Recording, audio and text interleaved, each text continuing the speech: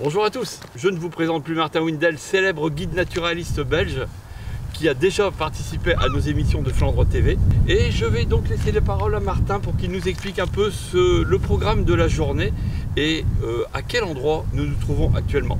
Ici, on est dans la région côtière qui se situe entre, disons, entre Blankenberg et quelques villes ici aux alentours qui forment ce qu'on appelle les polders de Uitkerk. Uitkerk, c'est simplement un nom qui vient d'un ancien quartier de Blankenberg.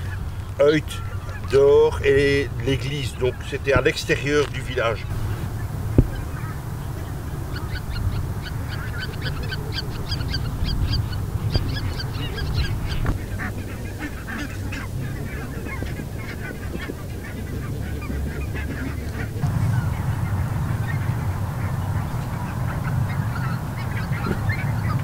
Et c'est un milieu très particulier, non pas seulement en Flandre ni en Belgique, mais en Europe. C'est très rare d'avoir encore des blocs comme ça de prairies protégées. Alors ici, comme c'est très salé, on a automatiquement des plantes et des animaux particuliers à ces milieux halophiles.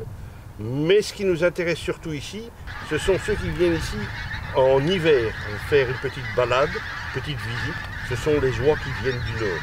On parle de nord de l'Europe, du continent, des voyages qui sont quand même faramineux pour ces animaux.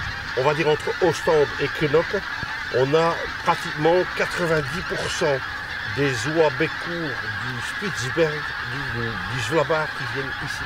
Svalbard, Spitzberg, ouais, donc quand même, ça fait quand même quelques milliers de kilomètres. Oui. On est quand même bien au nord de la Norvège, donc on est quand même...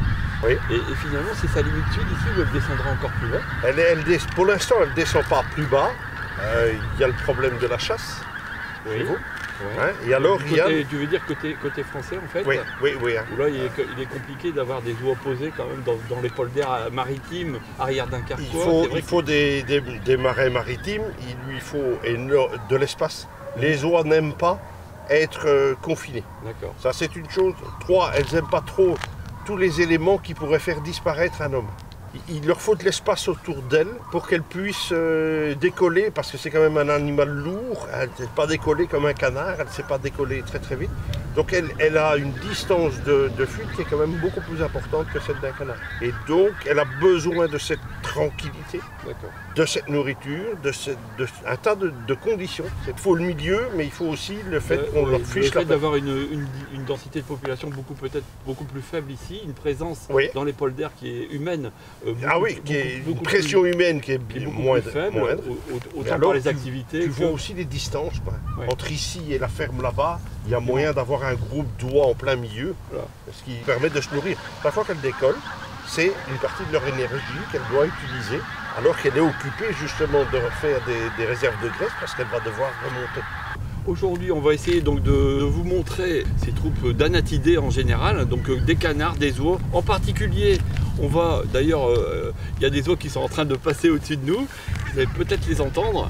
En tout cas, on vous promet de vous en montrer en plus gros plan dans ce reportage. Et on va suivre plus particulièrement cette oie bec court, qui est quand même une oie assez rare, et dont on a la chance d'avoir cette population hivernante à proximité de chez nous. Il faut voir qu'on est à 3/4 d'heure de Dunkerque, donc voilà, même pour les flamands français, il est très facile de venir admirer ces oiseaux ici en hiver à Uitkerk.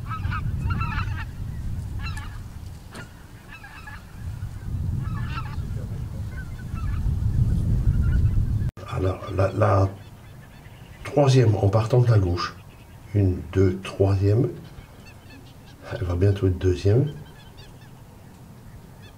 Voilà, elle n'a pas de blanc autour du bec.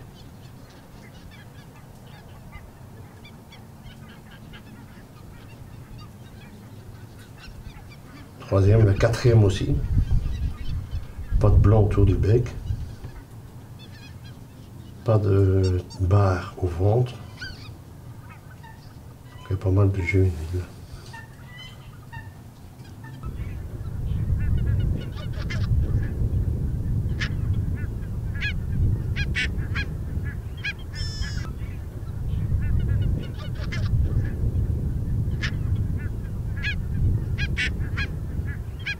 ici, de gauche à droite, dans le groupe, tu as une cendrée, puis tu as une bernache du Canada, puis tu as d'autres dans ces bernaches du Canada, tu en as 2 ou 3. Ça pourrait être des hybrides, ça peut être des croisements entre... Oui, il y aurait apparemment des croisements possibles avec des nonnettes. Tout le reste c'est des Canada. En fait, des connes.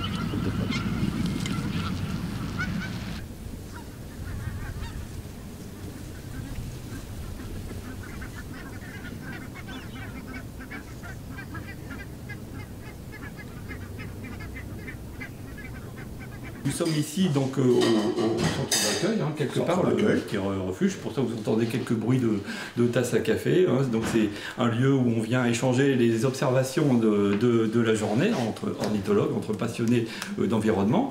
Donc nous avons la chance extrême d'avoir donc un couple de spécialistes. Donc je vous présente le professeur Eckhard Kuiken et son épouse Christine Verscheur, qui sont tous les deux des spécialistes. On dit souvent des spécialistes flamands, mais je dis que européen est déjà pas mal du tout, et si c'est pas au-delà de ça. Et donc depuis combien d'années finalement vous suivez ces ours? Plus que 40 ans.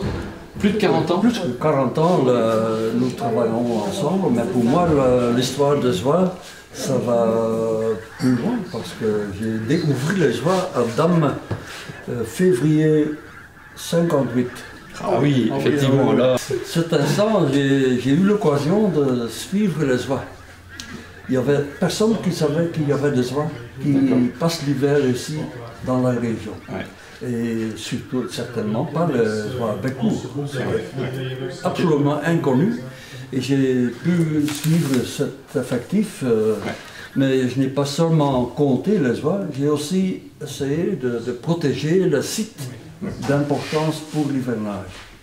Et d'abord, j'ai discuté avec les chasseurs et avec les comptages que j'avais déjà comme 15 ans, j'avais déjà des arguments pour un peu modérer la pression de chasse. Et il y avait 2 personnes, le comte Lippens, qui était le fondateur du réserve du Zwin. Du Zwin, oui, tout à fait. C'est lui qui a convaincu les chasseurs régionaux, leurs amis, de plus chasser les oies au mois de décembre et janvier. D'accord. Et à ce moment-là, les effectifs des oies commençaient à monter. Et j'ai convaincu le ministère de l'Agriculture de protéger les oies d'une manière officielle dans la région, non seulement en Damme, mais une région un peu plus large. Jusqu'au littoral. Jusqu'au littoral. Mais puis il y avait l'hiver très douloureux, mais vous vous rappelez, l'hiver de 78, 79. Oui. Et dans cet hiver, toutes les oies de l'Europe venaient vers la France. Oui. Ils sont restés, heureusement, pas mal d'eux sont restés ici. Les autres sont chassés en France. Mais cet hiver a changé la répartition des oies d'une manière très fondamentale. Et la répartition, c'était l'occupation de toutes les frontières à côté est de la région. Et j'ai convaincu à 81, 82, le ministère de l'Agriculture de protéger les oies arctiques, les oies rieuses, les oies bécourt et les bernaches pendant tout l'hiver, mais pendant leur zone d'hivernage, leur zone de repos. Et à ce moment-là, les effectifs sont augmentés. L'impact a été direct sur les populations. Voilà. Donc du coup, on va rebondir sur le réchauffement climatique de ce fait-là. Est-ce que vous voyez les effectifs se modifier? Christine, peut-être en dire un mot? Oui, on a l'expérience que de plus en plus, il reste en hiver en Danemark. Au Danemark, d'accord. Parce que là, il y a la nourriture et ici, il y a beaucoup Il y a le même genre de biotope, il y a des polders également, j'imagine. Là-bas. Oui, c'est moins. Ils ne font plus le déplacement. Le déplacement, puisqu'ils ont les conditions d'ici, ils les retrouvent là-bas. Et c'est ça qu'on peut, si je peux montrer les effectifs de bécourt. Oui, tout à fait. C'est l'espèce qui nous intéresse plus particulièrement aujourd'hui en plus. Ça, c'est la population totale de Spitsbergen, de Svalbard. D'accord. Ah oui. Et ça, c'est les effectifs, le maximum chaque hiver. Ici, Chaque hiver. donc, sur le Gers flamand. En Ok. Belgique. Vous voyez ici, fin des années Ouais, 90, on avait il y quasiment avait presque tous les oies la population qui étaient totale. ici. Ouais.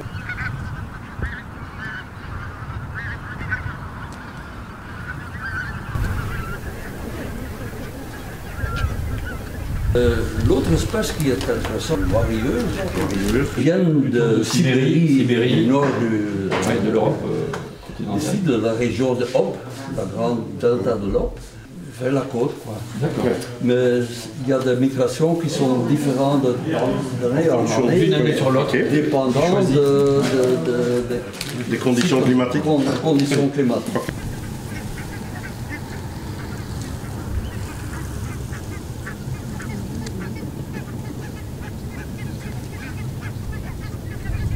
Ces oies, donc, on connaît donc effectivement maintenant l'origine de nos oies. On connaît leur site hivernal, leur site de nidification. On ne connaît pas encore vraiment la dynamique des populations. C'est pas évident. Deux oies bec court sont absolument identiques. Donc la méthode que l'on utilise chez les oiseaux, chez d'autres animaux aussi, mais en particulier chez les oiseaux, c'est le bagage, donc le marquage avec un code qui permettra de différencier un individu d'un autre. Alors l'énorme intérêt des échassiers ou des anatidés, c'est d'avoir des pattes ou des coups relativement proéminents qui permettent de mettre des marquages évidemment complètement inoffensifs, mais surtout qui sont lisibles par n'importe quel ornithologue, n'importe quel observateur. Par rapport aux passereaux, ou quand un bagueur pague un passereau, forcément c'est un autre bagueur Qui va devoir capturer. Voilà, parce que impossible de lire une combinaison à 7 chiffres sur une fauvette à tête noire.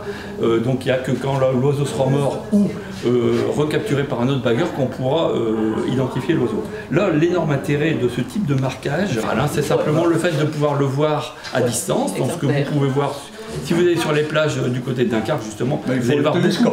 Ah oui, ou maintenant avec les appareils photo, on peut faire avec un zoom et zoomer après la photo, et on arrive à lire facilement les. L'intérêt, c'est que n'importe qui peut lire les bagues, et donc on peut faire le suivi, donc connaissant la couleur de la bague et la combinaison, la couleur des caractères. Ce sont des programmes qui sont gérés au niveau européen pour que effectivement deux pays n'utilisent pas ni les mêmes combinaisons de couleurs ni les mêmes tailles de bagues, afin qu'on puisse vraiment individualiser l'oiseau, quel que soit l'endroit où il va se balader.